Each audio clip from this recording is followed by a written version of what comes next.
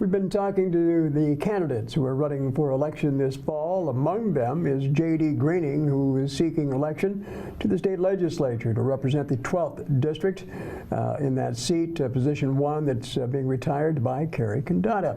One of 4 candidates running for that position. J.D. Greening, here's your opportunity to pitch your candidacy to our viewers on NCWLIFE. First of all, tell us about yourself, a little bit about your background, and first of all, why are you running? Okay, well, thank you so much for having me here today. It's a great day in Wenatchee. I just got back last night. I'm finishing up the quarter over in Eastern, doing a master's program in public administration. So I got in late last night, so it's nice to be here today. A little about me: born and raised in Wenatchee. Did Lewis and Clark Elementary, Foothills Middle School, and then Wenatchee High School, and then my parents moved us up to Waterville High School, and that's where I graduated from. And then immediately after graduation, I joined the U.S. Navy. I did 4 years there, then got out, and then afterwards I got my degree in political science and minoring in sociology over at Eastern Washington University. After that, I started working for the legislature over in Olympia. I was on the Capital Budget Committee. We worked with the House of Representatives, and my job was nonpartisan, so we worked with both the Dems and the Republicans, and that was really fulfilling.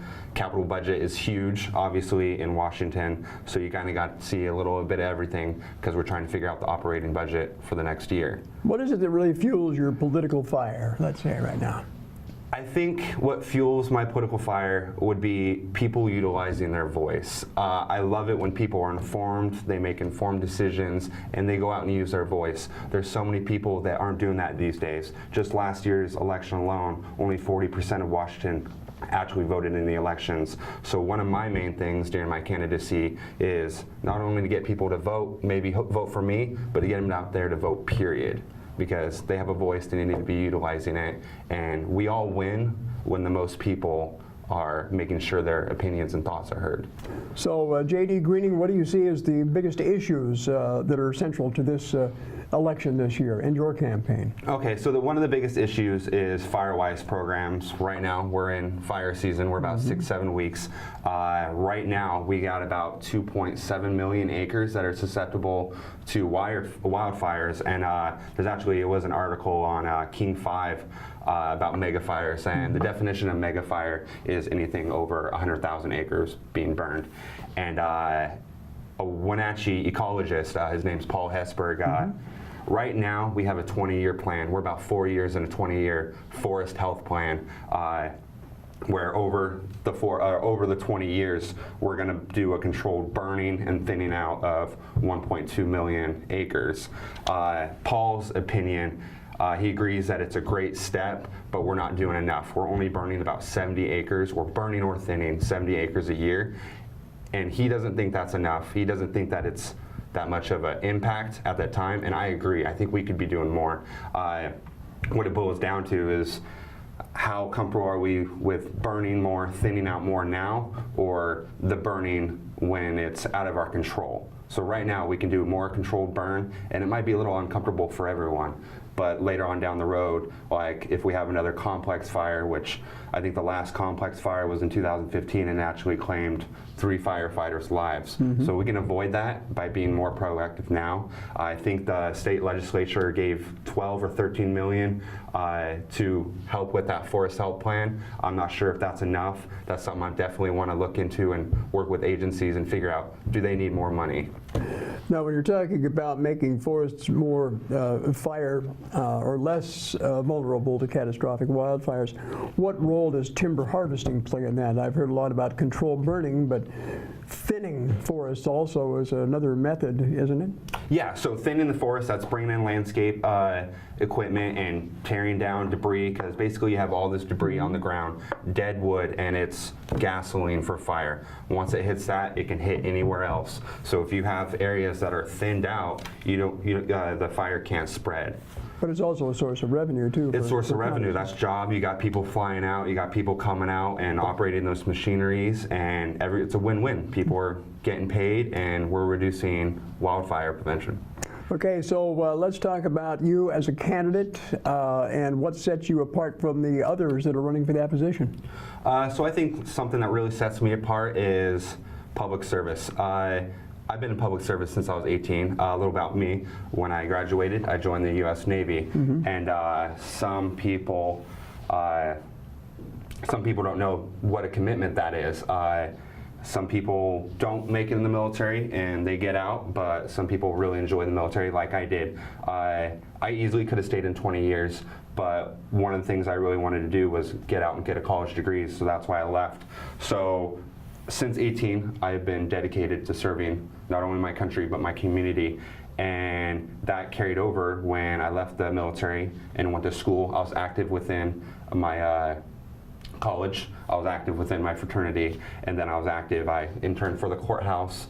I did all sorts of stuff philanthropy-wise, just trying to give back to the community that gave me so much. And then that carried over when I started working for the legislature, and that's what really fueled my passion, is seeing all those people coming in. We have different days where lobbyists come in, we have individuals come in, and they're testifying in front of all these committees, and it's really amazing to see all these people band together for a common goal. And that's really what I want to bring to the table, is be a bridge between my district and the legislature and make sure their concerns are heard over there.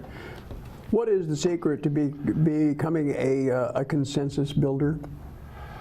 So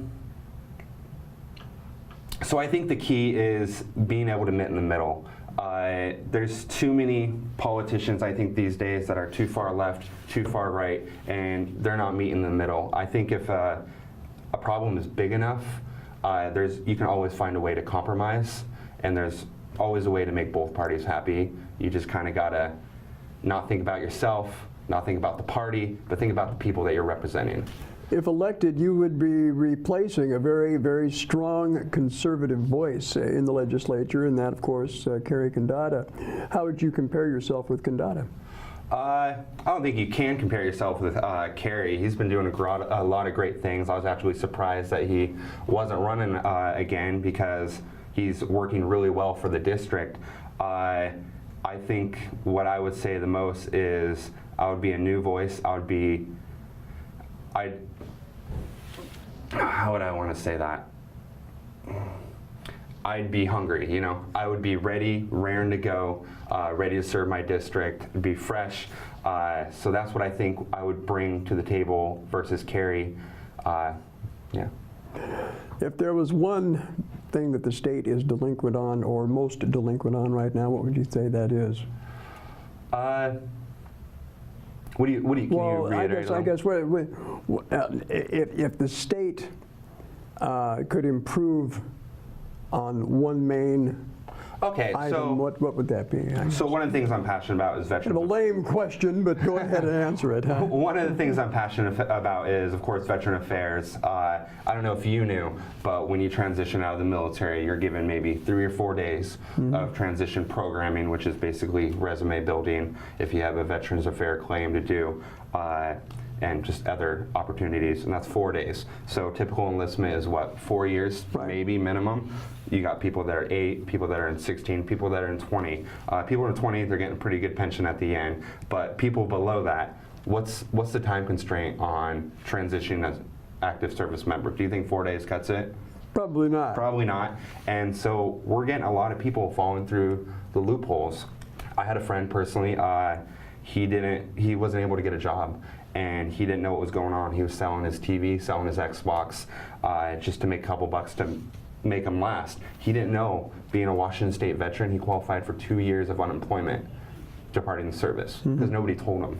So that's one of the things, one of my biggest projects, if elected to the legislature, is going to be meeting with all these agencies that want to provide better safeguards, because these contribute to homelessness, contributes to PTSD, which eventually could lead to suicide because they feel they have no other option. So I want to make a new gold standard of Washington, of a Washington State program that assists veterans better. Interesting. J.D. Greening is running for the state legislature to represent this, the 12th legislative district in the House of Representatives. J.D., I'm going to give you the final word. Here's your opportunity. Is there anything you'd like to add or continue with here at this point for the voters of Chelan County and Douglas and Grant and parts of Okanagan too? Yep. So it's a big district, and I'm really passionate about serving everyone. I think my experience in the Navy, as well as working for the state legislature, and then as well as working over in Washington, D.C. for Congress, makes me a great candidate to serve you. My biggest thing is I want you guys to utilize your voice. Go out there and vote. Hopefully vote for me because I'm really passionate about serving you. But definitely go out there and make informed decisions. Make it so us candidates have to work for your vote. Very good. Thank you very much for joining us. Thank you Good very luck much. in your campaign. Thank you, sir. Steve Hare, NCWLIFE News.